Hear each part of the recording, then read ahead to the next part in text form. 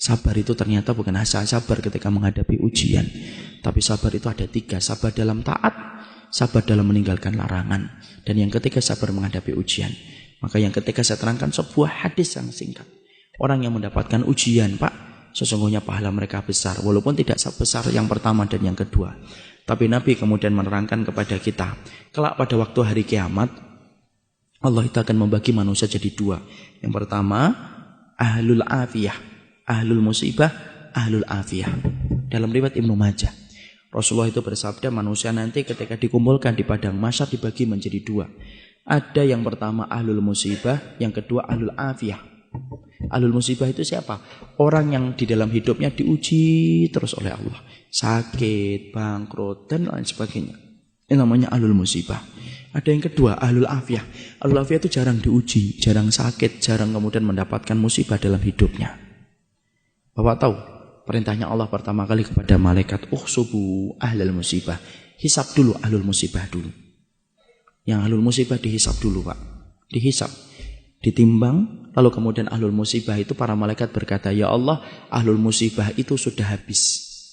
Tinggal dikit dosa-dosanya karena ditebus dengan berbagai macam musibah-musibah yang dulunya engkau berikan kepada mereka dalam kehidupan di dunia. Tinggal dikit saja. Kemudian Allah berfirman, u'tuhum salasan, kasih mereka 3. 1, khairan, kasih mereka surga. 2, afiyah, kasih mereka kekuatan. Kenapa, Pak? Siapapun di antara Bapak dan Ibu di sini yang mendapatkan ujian, pasti kekuatannya berkurang. Sakit, yang dulunya biasa lari 2 kilo menjadi lari 1 kilo. Pasti berkurang.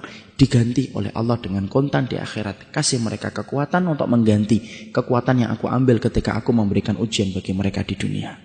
Dan yang ketiga, mangzilah. Kasih mereka tempat yang tinggi di surga. Tempat itu tidak bisa diraih dengan sholat, tempat itu tidak bisa diraih dengan sedekah, tapi tempat itu hanya bisa diraih dengan orang yang sabar ketika mendapatkan ujian. Dinaikkan itu ahlul musibah ke tempat yang tinggi, sampai ahlul afiyah melihat itu mendoakan kepala mereka ke atas, saking tingginya ahlul musibah ketika ditempatkan oleh Allah. Lalu kemudian ahlul afiyah berkata, ya Allah, kalau setiap dibalik ujian akan mendapatkan kedudukan setinggi itu di surga, dan begitu mudahnya mereka dihisab karena sudah berkurang dosa-dosa mereka, tolong ya Allah, hidupkan kami sekali lagi. Hidupkan kami sekali lagi. Kasih ujian kami. Potong-potong daging-daging kami. Daging-daging kecil dan kami masih hidup. Tidak apa-apa. Selama kami mendapatkan 3 yang kamu berikan kepada musibah ketika di dunia. Tapi tidak ada lagi balik ke dunia itu. Disitulah kita paham, Pak. Ujian itu berat, tapi barangnya kontan. Kalau kita semuanya disenangkan dalam hidup, Pak, malah kita bingung dari mana kita akan mendapatkan pahala kesabaran. Kalau Bapak punya istri langsung solihah, anaknya langsung hafal Quran, kerjaannya langsung lancar, malah bingung dari mana kita mendapatkan pahala kesabaran. Makanya kemudian kita kalau mendapatkan ujian, sabar. Saya belajar sabar dari ibu saya, Pak. Saya tidak bermaksud mensucikan siapapun di hadapan Allah.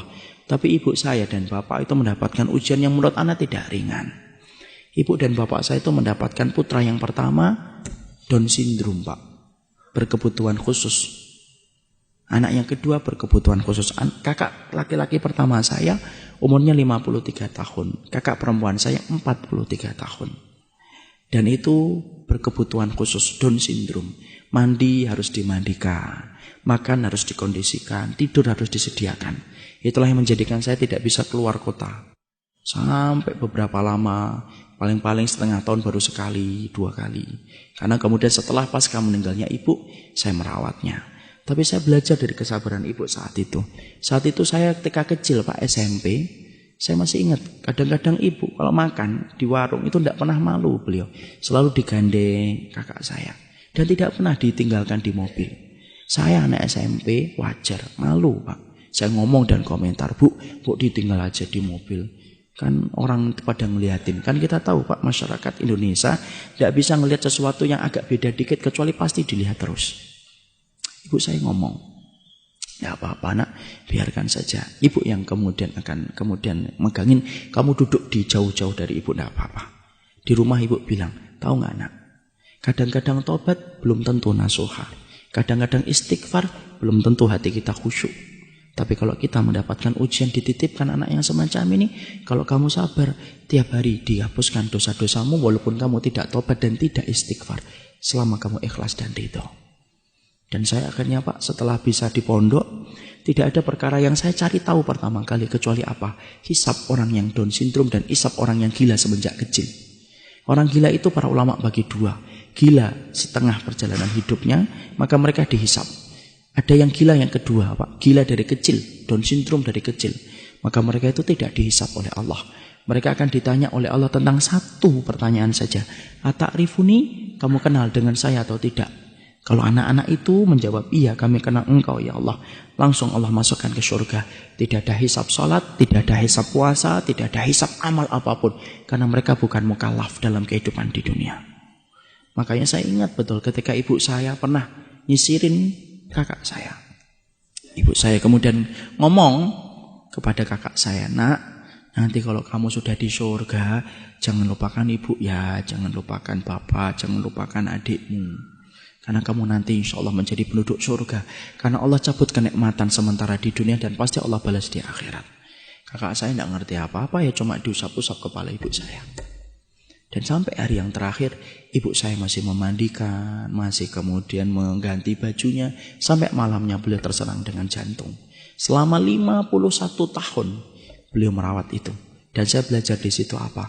Ahlul musibah itu berat, tapi akhirnya manis bagi orang yang ridho dan orang yang ikhlas. Maka siapapun hari ini yang sedang diuji oleh Allah, sabar. Moga-moga Bapak kalau dimasukkan kepada ahlul musibah yang mendapatkan 3, khairon, afiyah dan mangzilah. Tapi kalau mendapatkan ahlul afiyah yang bersyukur sama Allah. Barakallahu fikum.